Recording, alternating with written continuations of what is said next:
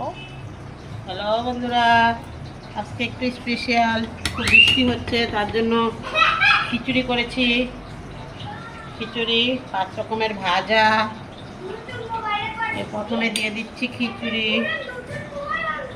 সোনামুখী মুগ ডাল দিয়ে।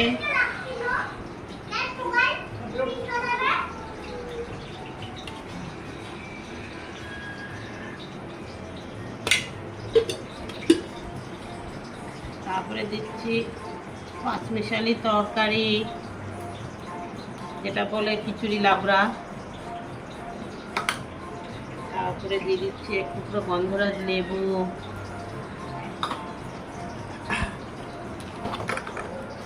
কুমড়োগুটি ভাজা বেসন দিয়ে মচমচা করে। তারপরে দিচ্ছি তিত করলা ভাজা।